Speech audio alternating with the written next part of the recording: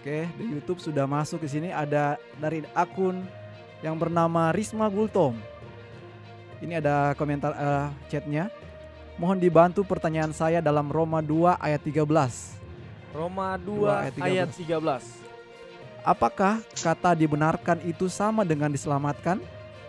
Kalau sama, berarti apakah kita akan diselamatkan kalau kita setia melakukan hukum Taurat? Oke, ini berarti ada dua pertanyaan dia ya. Yang pertama, dibenarkan itu sama dengan diselamatkan. Kalau sama, berarti apakah kita akan diselamatkan kalau kita setia melakukan hukum Taurat? Oke, Silakan silakan Pendeta. Terima kasih saudari Risma Roma pasal yang ke-2 ayat yang ke-13. Iya, ayat 13. Oke. Kita bacalah dari ayat 12 ya. Boleh, Pak. Sebab semua orang yang berdosa tanpa hukum Taurat akan binasa tanpa hukum Taurat, dan semua orang yang berdosa di bawah hukum Taurat akan dihakimi oleh hukum Taurat. Karena bukanlah orang yang mendengar hukum Taurat yang benar di hadapan Allah, tetapi orang yang melakukan hukum Taurat yang akan dibenarkan. Nah, ini kitab Roma ini adalah satu surat yang ditulis oleh Rasul Paulus, dan tidak hanya di situ. Bahkan baca terus pasal 2, lalu kemudian pasal yang ketiga. Nah, dalam pasal yang ketiga, baca ayat yang ke-27. Contohnya, pasal 3 ayat yang ke-27. Setelah dia bahas mulai dari pasal yang kedua, terus sampai pasal yang ketiga, maka kita baca ayat yang ke-27. Jika demikian, apakah dasarnya untuk bermegah? Tidak ada. Berdasarkan apa? Berdasarkan perbuatan? Tidak, melainkan berdasarkan iman. Jadi dia katakan bukan berdasarkan perbuatan, tapi berdasarkan iman. Karena kami yakin bahwa manusia dibenarkan karena iman dan bukan karena ia melakukan hukum Taurat. Nah, kok bertentangan dengan pasal 2 ayat yang ke-13 tadi? Ini Paulus masih menerangkan untuk mengikuti pola pikir dari orang-orang Yahudi yang mengandalkan dibenarkan oleh hukum Taurat. Dan mereka hanya mau mengandalkan hukum Taurat, dan pada waktu mereka mengandalkan hukum Taurat dan tidak percaya kepada Yesus, perhatikan, orang-orang Yahudi pada saat itu menolak Yesus dan bahkan mereka menyalibkan Yesus. Mereka tetap percaya bahwa mereka dibenarkan oleh hukum Taurat.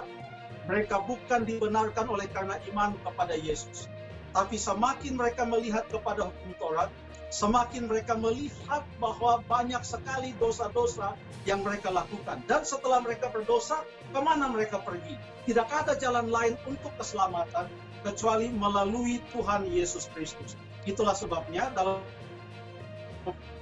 pasal yang ketiga ayat 27, kita tidak bermegah berdasarkan perbuatan tapi berdasarkan iman. Ayat 28, karena kami yakin bahwa manusia dibenarkan karena iman dan bukan karena ia melakukan hukum Taurat. Oke. Lalu kemudian ayat yang ke-31, jika demikian, apakah kami membatalkan hukum Taurat karena iman? Sama sekali tidak. Sebaliknya kami meneguhkannya. Luar biasa penjelasan Rasul Paulus bahwa kita dibenarkan oleh iman. Tapi dengan dibenarkan oleh iman, bukan artinya kita meniadakan hukum Taurat. Tapi karena kita dibenarkan oleh iman, maka hukum Taurat itu bukan lagi menjadi musuh, tapi menjadi teman. Bagi mereka yang tidak percaya kepada Yesus Kristus seperti orang-orang Yahudi, karena tidak ada jalan keselamatan bagi mereka, karena mereka tidak percaya kepada Yesus. Begitu mereka melihat hukum Taurat, yang ada adalah tuduhan.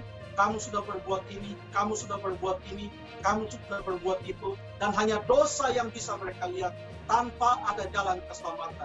Sekalipun perbuatan mereka itu sehebat apapun, mereka tidak akan selamat kalau mereka tidak percaya kepada Yesus Kristus.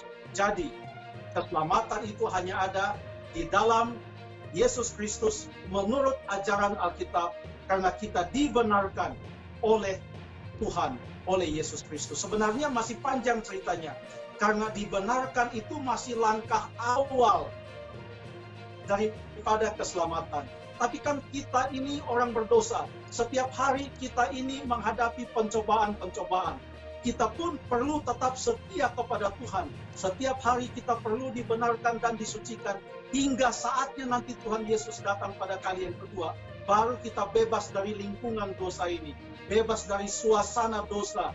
Jadi dari satu hal, kita sudah diselamatkan dari kuasa atau dari kuasa maut itu. Karena kita percaya kepada Tuhan Yesus. Tapi kita masih belum diselamatkan karena masih belum masuk ke sorga. Kita masih menunggu kapan Tuhan Yesus datang supaya kita diselamatkan dari lingkungan dosa ini. Sementara kita hidup, proses keselamatan itu terus berlangsung setiap hari, setiap hari. Itulah sebabnya Alkitab berkata kita harus setia sampai mati. Wahyu 2 ayat 10, Wahyu 12 ayat 14, Wahyu 14 ayat 12, balik 14 ayat 12. Yang penting di sini adalah ketekunan orang-orang kudus yang menuruti perintah-perintah Allah, dan jangan lupa di sana ada iman kepada Yesus Kristus. Terima kasih.